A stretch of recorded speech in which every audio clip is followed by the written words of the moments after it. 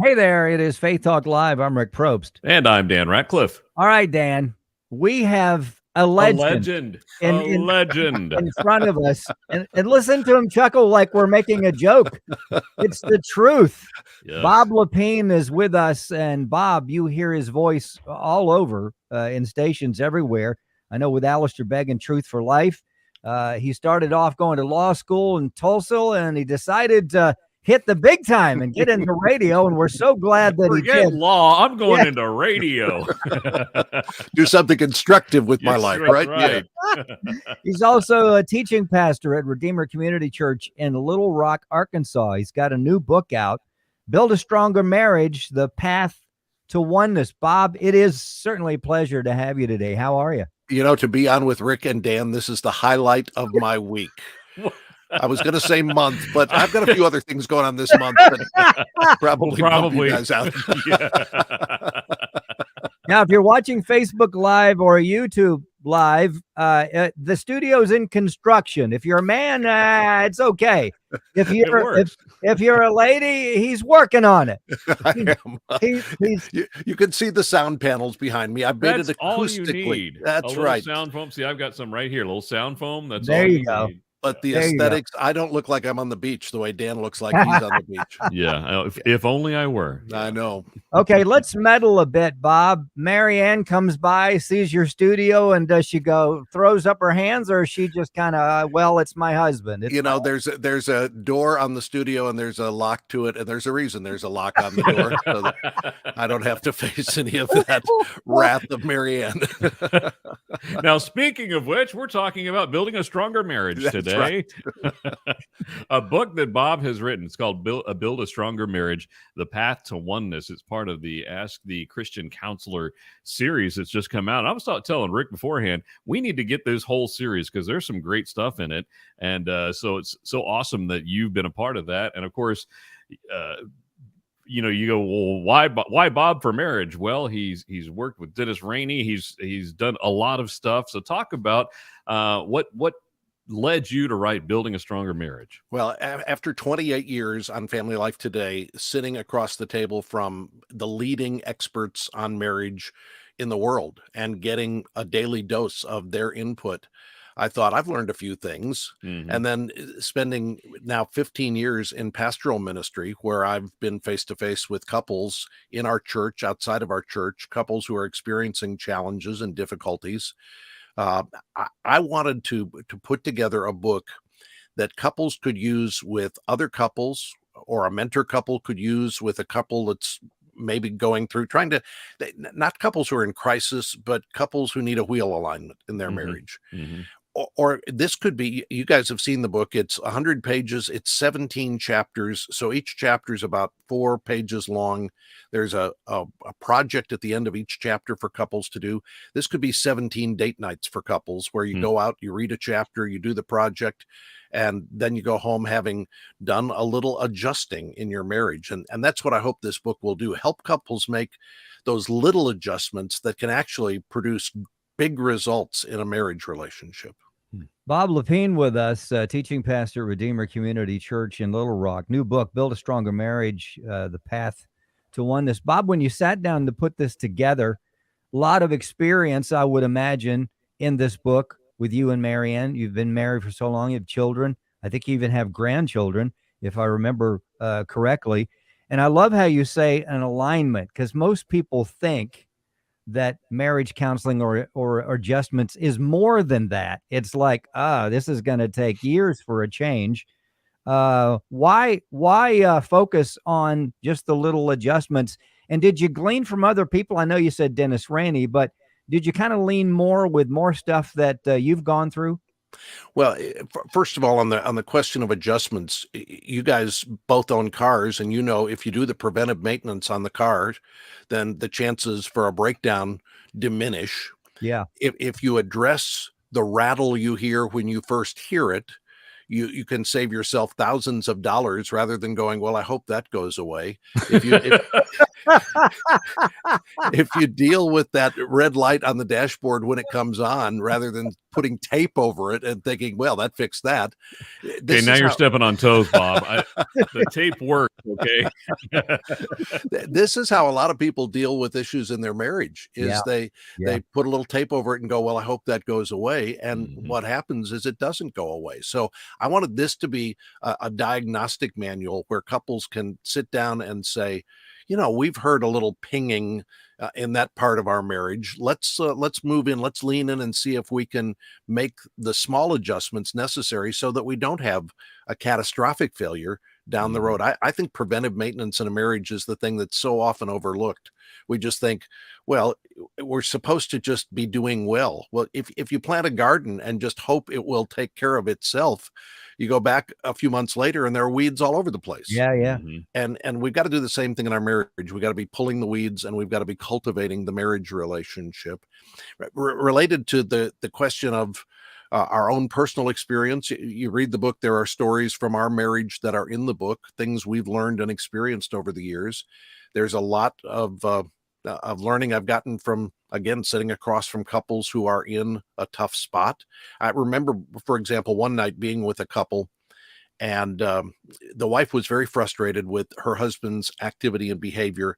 And at one point in the conversation, she says, what he does, my brother used to do this to me, and it bothered me so much when I was growing up. Wow. And I thought, she's hypersensitive to what her husband is doing, not because of what he's doing, but because of the echoes what her brother did, from her family of origin. That's why one of the chapters in the book is how family of origin issues can seep into our marriage, and we don't even realize it. We think we're annoyed with our spouse, and we're forgetting that.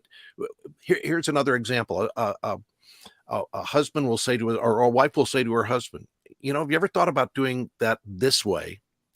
And the husband, who grew up with a father who was critical and demanding and said, you never do anything right. Right. What he hears when she says, have you ever thought about doing it this way, is you can't do anything right. And he thinks she's being hypercritical of him. Yeah. So it's those kinds of minor adjustments that we just need to be alert to and go, oh, I see what's going on here. And once we're conscious of it, we can recalibrate. And I love the analogy to the cars. I mean, like with cars, you have certain milestones where you should take your car and get it checked out, 50,000 miles or whatever. Well, much like that with marriages, like my wife and I are about to become empty nesters. Our youngest is 18. He's a senior. He's going to be going off to college. And I mean, we've been building towards this for a while, and it's just, we feel this tension of what are we going to do when nobody's here? It's just the two of us. And this is where to be proactive and intentional, recognizing there's a big detour ahead for us. And we want to make sure that we're ready for that detour, that we've thought it through, that we've learned from others. Maybe you've read some books or listened to some podcasts on how to get ready for the empty nest. And you're addressing it proactively rather than getting to the detour and going, oh, I didn't expect this. I didn't see this was coming. I remember talking to a wife who said, when our last child went off to college, I felt like I got fired from the job I'd been doing for more than 25 years. Yeah. And I walk home and I go, I don't know what to do. And it hit her. It took her by surprise. Well, her revelation can help your wife now get ready for, oh, I may feel that way. So what do I do? What's my new job going to be when my job of managing the household changes here in a few months? Yeah.